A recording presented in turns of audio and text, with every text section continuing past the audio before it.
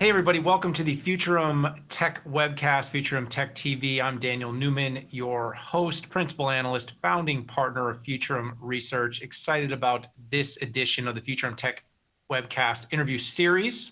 I have Shane Orlick, Chief Revenue Officer at WalkMe, joining the show, where we are going to cover a whole lot of ground. We're going to talk a little bit about the company's venture to becoming public this year. We're going to talk a little bit about the process of what happened before that. We're going to talk about the growth of the digital adoption platform. And basically, for anyone out there that's not familiar with WalkMe, we're going to get you more familiar. So in just a moment, I'm going to bring him on the show. Now, real quickly, quick disclaimer stuff. This show is for information and entertainment purposes only. So while we are talking to and about publicly traded companies, please do not take anything we say here on the show as investment advice. And without further ado, join me in welcoming Shane Orlick to the Futurum Tech Webcast. Shane, welcome to the show. Hi, Daniel. Thanks for having me on the show. Excited to be here. Super excited to have you here. Big year for your company. Going to dig into that here throughout this conversation. Not going to put all the pressure on you because in your role as Chief Revenue Officer, I want to hit you up some more about growth, about customers, about other things. But of course, it has been a big year. I guess before we dive in and we start talking about some of the different things that we are working on, some of the things we worked on together, some of the things that you're doing in the market, tell me a little bit about yourself, your background, and how you landed as Chief Revenue Officer at WalkMe. Yeah, sounds good. Thanks, Daniel. So I'm an enterprise software person. I've been in enterprise software for a long time, over 20 years here. And I'm always drawn towards solutions that deliver value to our customers. So for me, once I saw the problems that WalkMe was able to address, the impact it actually had on the customers, how excited they were about working with the companies, I just knew I had to be here. I also had an unfair advantage. I was the fourth Orlick to join WalkMe, so I had a little bit of a look behind the curtain here at WalkMe for a long time. So I've been here for 4.5 years, but before getting here, my cousin, his wife, and my other cousin had both worked here, and I got to see the impact they were able to have on customers as well. And I guess throughout my 20 years in enterprise software, the biggest problem we've always had was making sure that the solution, the value of the solution that we were selling, was actually delivered to the customer, right? We spend so much time on the evaluation, so much time in the sales process that when it got time to actually deliver the software and implement it, people were burned out and the software didn't really get implemented the way that we had promised sometimes. And so once I saw the impact that WalkMe could have actually getting the value out of the tools they bought, I just knew I had to be here. That's a really interesting backdrop. We'll call it the Forlicks. Yeah, that's good. Right? That's good. At one point, we were about 1.5 or 2% of the company. Now we've gotten a lot bigger as an organization, but hopefully our impact is still strong. How many? You have kids? I do. I have 3 boys, 3 crazy boys, 9, 11, and 14. So yeah, they're keeping me busy. I try to coach all their sports and get as much time as we can with them. Well, let's get them through school, and then you can have them join WalkMe. I don't don't think that thought hasn't crossed our mind. We already have them dialing for dollars there on the BDR lines. That is My awesome. oldest one. He's actually just started high school this year. He's a freshman, and he's asking to come work here and start making cold calls. So it might happen sooner than we think. I love that. I love that. So the problem and the challenge, right, is something that I'd love to discuss with you a little bit. You sort of alluded to this a little bit early on in the conversation, but you said you spent 20 years in SaaS. But let's just talk about the IT, the sprawl, right? So over the last decade, we keep hearing about this digital transformation that's going on.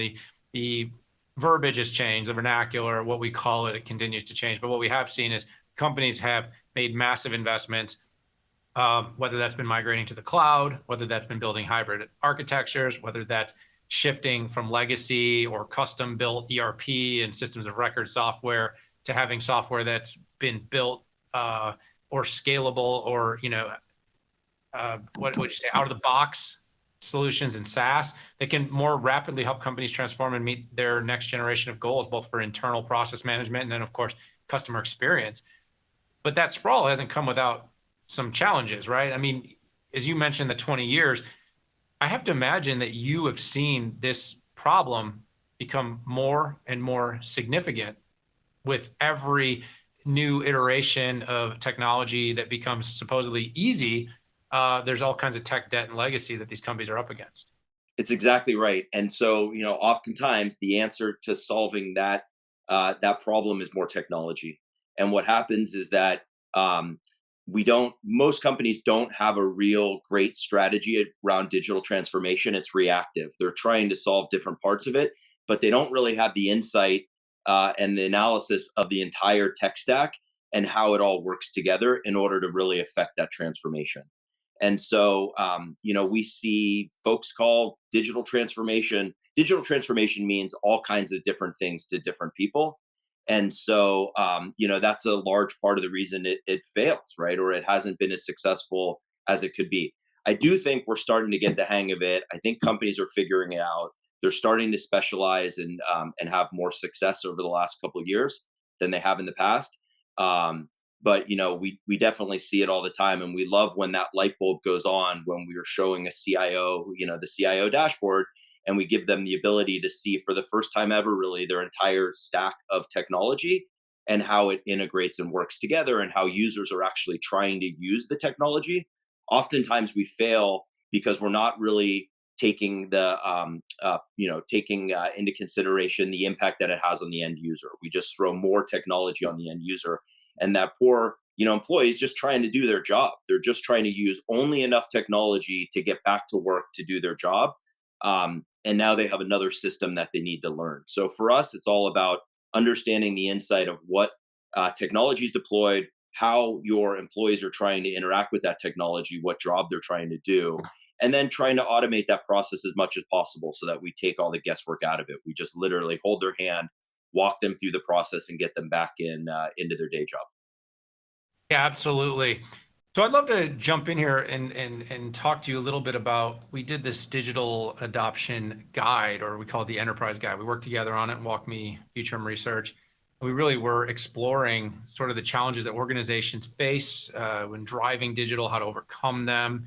And one of the things that we'd said was that the differentiation between companies that are going to surge ahead and companies that are going to struggle isn't just about the technology, but it's about their ability to employ that technology successfully in the business and get people using it. So you've probably seen statistics, Shane, about companies that invest in analytics outperforming companies that don't. But Mhm. the demarcation, and where I think WalkMe is so interesting, is it's not just about buying the software. It's not just about having Salesforce or Dynamics or name it, Tableau, whatever you're using, right? But it's about putting it to use, getting value out of those analytics. And companies have really struggled to measure that. I see that as an area that you guys are really differentiating. Is that something that that you're really noticing? Is that something, how important are you finding that to be from the interactions you're having with customers? Yeah, it's a great question, and I think it goes in that camp of what's been seen can't be unseen, right? And I think in the past, because people didn't have those analytics, they didn't have that insight into usage. It was okay for a CIO not to know exactly how the software was deployed, or even if it was deployed or where it was deployed. But what happens is very quickly, once people see WalkMe, once they see the power of insights, once they see the understanding, or once they have the understanding of how important it is to actually know what your end users, your employees, or your customers are doing in the technology every day, and whether they're able to complete their process or their journey, especially when those processes are tied to making or saving money. Once that light bulb's gone on, you can't unsee that, right? You can't then go back to a world where you're running blind and you don't have insight into how that technology is deployed. I can give you a great example. We use Salesforce. We also use Clary as our forecasting tool on top of Salesforce, and we were using Clary for a while, for a year, and people liked Clary. We were able to roll up our forecast. We were using it in our pipeline meetings, our one-on-one meetings, and it came time for the renewal, right? And so we ask the question: how are people using Clary? How are they using Clary? Do we want to renew this application? And so we took a look at the data, and we actually looked at how users are clicking through Clary when they're using it. We noticed a trend. It's probably not going to be terribly shocking to you, but users use Clary 3 to 5 minutes before their one-on-one forecasting meeting with their managers. And I could literally go and tell you exactly when that meeting was, because that's when they updated their forecasting Clary, right? And I think everybody at Clary, everybody at WalkMe would tell you that's not why we use Clary. That's not why we bought Clary. Clary is so much more valuable of a tool than just simply that. And so we started working with our CSM at Clary, who's great, and we built in walkthroughs and guidance, and we put WalkMe on top of Clary to drive the right engagement in Clary to actually help us go win deals and close deals faster and have a much tighter forecast on the number. And it's done great. We can forecast the number pretty accurately now. And especially as a public company, you can imagine the importance of actually calling your numbers this quarter and next quarter and knowing where you stand. But without the intelligence, I would have thought, hey, we're doing a great job in that tool. It's fine. And I wouldn't have known really that we were missing a huge opportunity to drive better adherence in the pipeline. Yeah, I think that makes a lot of sense. And you have effectively not just, I mentioned in the beginning, taking the company to IPO, but since you've been at WalkMe, you drove revenue from about 35 million at the time to now more than 200 million. I have to imagine that some of this work that you did, some of this optimization of tool utilization, this is how you manage a deal flow, right? And as you get bigger and the organization gets bigger, you can't have a deal flow be, just sort of, la-di-da, lollygag, do it however we want. Everybody's unique. You have to have some consistency. And obviously, as you take it from 200 million to a billion or whatever that next big milestone is, these processes become even more important. It's exactly right. And, when we joined, we were a $35 million company, but we were a startup. We were, we were probably closer to, a $10 million startup where we were hustling. We were in, we had half of our company in Israel. We had another half of the company in the US. So we were this global company kind of operating really as two separate companies with very little structure and process around the sales process. We had tons of structure and process in other areas, but, we had product market fit. We had timing. We had a great sales team. The leader before me was great. And so we had a lot of traction. We had a great marketing engine driving pipeline. And we were busy closing deals, right? We were busy going out there and selling deals and implementing our software. And it was all hands on deck to make sure our customers were successful and getting value and expanding. But that's really where we were focused. We weren't focused on the sales process and the sales infrastructure. And so we knew that, as we grew, we were going to need that. And especially over the last year, as we got ready to go public, we had to implement a lot more process and a lot more, infrastructure again to support the process, a lot more technology to support the process. So imagine you're trying to run the sales engine. We're trying to hire as fast as we can and grow as fast as we can. We're trying to make sure that we're hitting our commitments to the business. And oh yeah, by the way, we also have to implement all these additional systems so that we can be a public company. And we started planning out 18 months and then 12 months, and we did a pretty good job of getting ready to go public. But there was, there was a lot of new technology that we had to implement. And so we have a policy at WalkMe where all new technology has to have WalkMe on top of it so that we could drive that engagement and adoption right out of the gate. And we can drive the sort of value out of the tools that we were expecting to get. I can't imagine trying to do this without having, WalkMe on top of that technology. It would have, it for sure would have crushed the engine, I think, trying to implement that much over the last year. Yeah, and you guys really also had to change your whole narrative from being sort of this point solution company that's, this is the company that you get little pop-up bubbles when you're using, your SaaS-based CRM solution, to a company that's building an analytics platform to help companies better understand the utilization of their tools, providing recommendations and intelligence that you can then utilize to improve that utilization to get the better outcomes that you talked about earlier. That wasn't a small lift. I remember when I first learned about you guys, I'm like, oh, cool. I can use Salesforce more effectively because it's going to show me a pop-up bubble of how to, basically intelligent process automation or like an RPA almost in some ways. And you've really evolved from there. Yeah, that's the thing that gets me probably the most excited here. We're just starting the journey. And, Dan and Rafi, when I met him 4.5 years ago, had this vision for these different stages of how to light up the market, right? We're creating this new category, we're creating this new thing. And so you've got to balance the level of change that the market can understand and accept with our actual vision of where we want to go, which is really big. And so it's exciting to be in that, second and third act now as we start to go from simple guidance on the solutions. I think that was act one. Then we turned into more of a front end communication platform where you can actually pop a communication to your team, to your company, and you could say, hey, today's the last day of open enrollments. And they can click that button and WalkMe will take them right into that system to complete that that sign up. Or you can publish a press release or a case study. Marketing can create a case study. You can click on WalkMe to publish it, and it'll take you straight into LinkedIn, highlight that button, and now your whole sales team just amplified your message across social channels. So that was kind of the second act, right? Going from this reactive guidance solution to more of a proactive, grab your users where they are and take them through this journey that you want them to go through, to now this third act, which is all around intelligence and data. And with WalkMe, if you want to, rather, some banks don't want, user level click through analysis. Other organizations love it. But if you want it, we can literally go down to the end user and look at every single one of their clicks and every single piece of technology. And then we could bubble it all the way up to a CIO level dashboard where they can see the entire footprint of their technology. This is that third act that we're now feeling the market's ready to kind of process and jump on top, and it's really working, right? So this is the time where CIOs now are starting to get really excited, and they're starting to bring us into conversations. So really, it's that third act, and you can imagine as a sales leader trying to train the sales organization that here's the story we want to tell today, but here's the story we want to tell tomorrow. And our customers, of course, are dragging us to go faster, right? And we're trying to sort of hold back, and basically trying to make sure that the sales reps understand how to sell at the right stage. And then if you think of, this compounds the challenge here.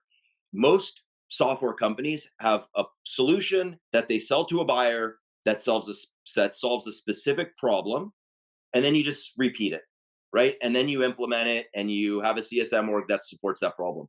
With WalkMe, the problem that we solve is guiding your users through the technology you own to get the value out of the tool that you bought.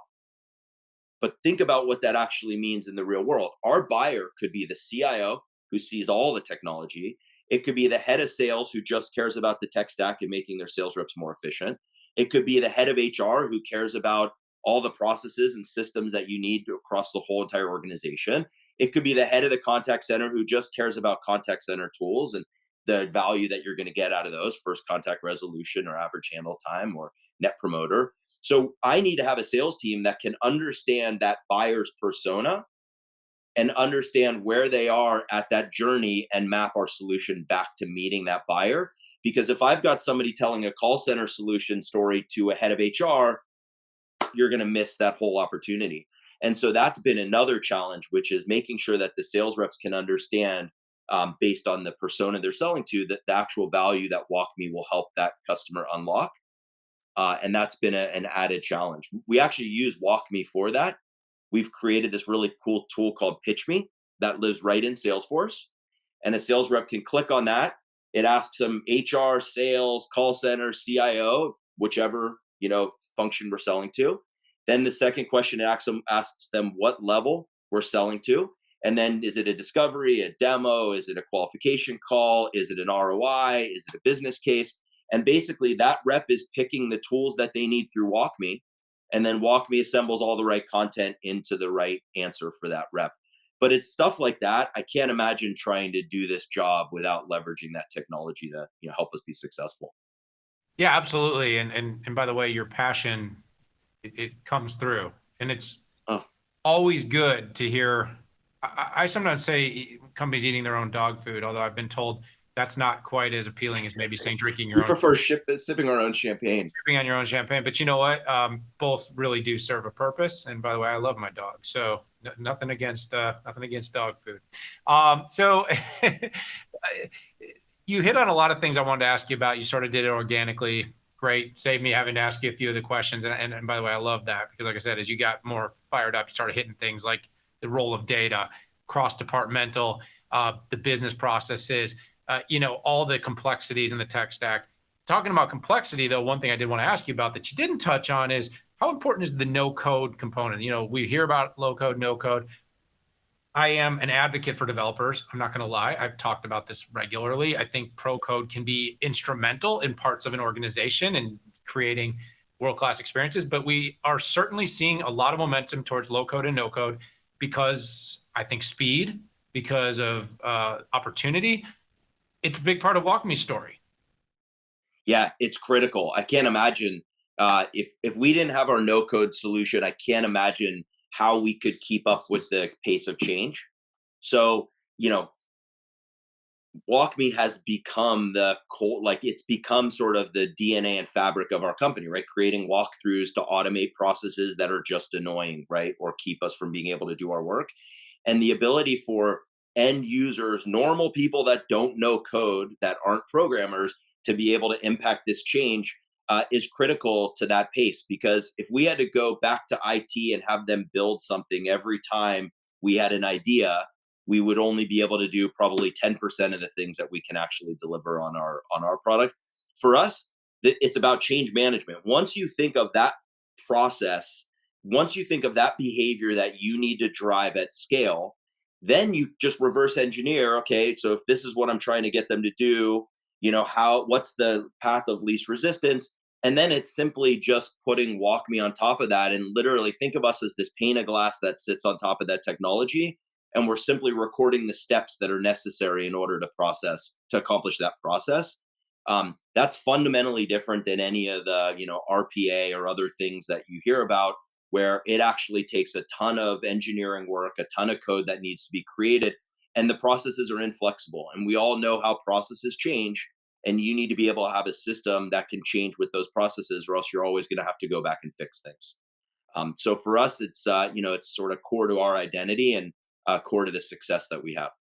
So we only have a few minutes left. And by the way, I love that you touched on that. I love that you defined how that fits because, like I said, I think there's a case for all three stacks. There's a low code stack, there's a no code stack, and there's a pro code stack. I don't think developers need to necessarily find a new line of work yet. I think great developers will always rise to the top. And of course, when it comes to simplicity, though, we need to be able to do things faster. We need to be able to make modifications to our apps, our software, to be able to meet the needs of our business and our customers in real time or in rapid time. And that's where this low code, no code is huge. And then, of course, citizen developers, a whole nother story, giving access to everybody who's not actually a developer in any way, the ability to, because of their knowledge of the business and the business's needs, to develop things that can then either be iterated on or immediately implemented. Yeah, can I touch on that for a second? Because I think that's a great point. There is always, good developers. There is no shortage of work for them, right? So this is definitely not saying that they're not necessary in the process. Developers actually love WalkMe because they can put a lot of this onto their end users, and they can work together with their end users. So we're definitely not a competitive threat to those other solutions. We're very much complementary. In fact, a lot of groups that are managing RPA within their organization are bringing WalkMe in to complement RPA and put WalkMe on into some other areas of the business where we can have a quicker impact, right? And they can focus on driving those other solutions. So yeah, it's a great point. It's very much complementary, and I think even with the ISVs, we've gone through a great transformation over the last couple of years. 3 or 4 years ago, a lot of the ISVs and product people didn't like the idea of WalkMe because they thought if they just could create elegant, great user interface, right, then they don't need a solution like WalkMe because we're a crutch for bad UI. But in reality, what happens is by the time that solution's actually implemented into a large enterprise, and integrated into other applications and into that work stream, that tool looks nothing like the product that was designed, right? And so I think what's happened is people have seen that WalkMe can actually come in, help bridge that gap between that beautiful UI you built and what actually got created out in the field. And at the end of the day, it doesn't matter. All that matters is user engagement and adoption, which drives happy, employees and drives the P&L, right? And so that's been a big shift that we've seen in the last 12 to 24 months. Absolutely. So we only have a few minutes left, and so I'm gonna put a little bit of a challenge on you, Shane, because I want to ask you one question that probably would require more time, but I'm gonna ask you to answer it in less time. And then the other one is just I'm gonna give you a little chance for a plug. Hey, giving the audience a preview, so everybody out there, you appreciate why you need to stay with us till the end of the show. You've talked a lot about what WalkMe's done with WalkMe, and you've talked philosophically about what customers are doing with WalkMe, but I'm a analyst, and my audience here at the Futurum Tech Web, we like to hear concrete examples. On background, you talked to me a little bit about a really interesting case that you did with Red Hat. And, I'd love for you to just take a minute or two, talk a little bit about that work. Because, Red Hat's a massive company, part of IBM, multi-billion dollars, redefining hybrid cloud, and they've chosen WalkMe very strategically. Yeah, it's great. Happy to do it. So yeah, Red Hat's a great customer of ours. We had worked with Red Hat probably for 3 years, and this is a great example of WalkMe 4 years ago and WalkMe today. So we started off with Red Hat literally on Salesforce, and that was it. And to your point, some bubbles and some guidance. And then over the kind of years through the relationship, we got to Mike Kelly, who is the CIO of Red Hat, who great visionary and understood that the way that they were using WalkMe, there was a much bigger opportunity to actually implement across multiple systems. No process that matters to a business lives in one system, right? Think of a process like the average call center probably has 3 or 4 different systems that an agent needs to go through in order to create one ticket, right, or to close out one incident for a call. So Mike Kelly quickly understood this and said, "Hey, we actually don't want you just on Salesforce. We want you across all the different systems that touch our sales team. So in the CPQ application on Salesforce, helping with prospecting, all these different areas of the business." And so Mike was able to also do something that was really cool. And he has a digital employee experience team that's just focused on the internal digital employee experience and making sure that the employees at Red Hat are happy with the technology and actually getting the value out of the technology, and that the technology is a good experience, it's not a hindrance. And so Mike quickly developed, actually refocused his team to focus on WalkMe. And then we went around to each of the lines of business and understood, hey, what are the top 10 processes that would drive the biggest impact in your organization? Don't think about the tools. Don't think about Salesforce. Don't think about the CPQ. Just what are the processes that you would want to drive in your organization if everybody just followed the right process? Or what's the impact you would try to drive in your organization if everyone followed the right process? And that's how we worked with Red Hat to streamline the CPQ, actually get quotes out to customers faster, close more revenue, all kinds of great stuff. And we have some really good case studies on that as well on our website. Yeah, we'll be sure to throw a few of these links into the show notes because for everyone out there that wants to read more, I know, Shane, I did not give you enough time to completely do justice to the case study, but at the same time, we could talk for 20 minutes and there would be details that would be omitted. So that's the beauty of the pod. We'll touch on it and then we'll give people the opportunity to click down and dial in a little bit more. Speaking of clicking down, dialing in a little more on the last topic, I want to just touch with you really quickly. Dreamforce coming up next week. Salesforce has always been huge to the WalkMe ecosystem. Anything big, any interesting things that listeners can expect from Dreamforce? What should they be looking at as it comes to WalkMe and Dreamforce? Yeah, so we love Salesforce. We love Dreamforce. Most of Salesforce's largest customers are customers of WalkMe. So it's great to be able to go out there and talk about the future and make sure that we're helping deliver value together. We've got an executive dinner next week that's coming up. Anybody that's interested, reach out to us. And then we've got some other events coming up as well. You can see all of that on our website for the Salesforce conference. But yeah, lots of great stuff going on. I wish we were all together. I wish it was the good old days with 100,000 people in the city. but we're making the best of the situation. So it should be a great event. Yeah, next year, I think we will be live again. That's my prediction. I've been to a few events now live. I have a few more on my calendar.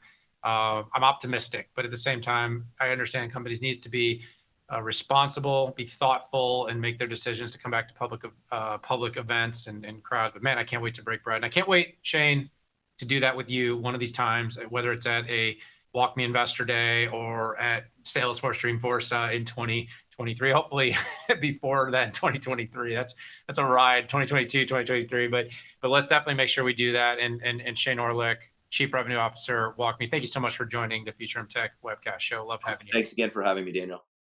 I'm going to drop you out to the green room, Shane, and I'm going to close up the show. So everybody out there, thank you so much for tuning in, listening to Shane, hearing all about the WalkMe story. He did a great job taking us through it. Did a great job of almost predicting my questions and where I was heading. That's the cue of someone that knows what they're doing. That's a salesperson at heart that always does a little bit of that prediction of where the customer, in this case, where the interviewer is heading. For everyone out there that enjoyed the show, definitely check out the show notes, some links in there to some of the case studies and the digital adoption guide that we did together with WalkMe. Hit that subscribe button. Join us here at Futurum Research for more interviews from myself, from others on the team. We love being in touch with our community. So got to say goodbye. I'll see you next time. We're out of here.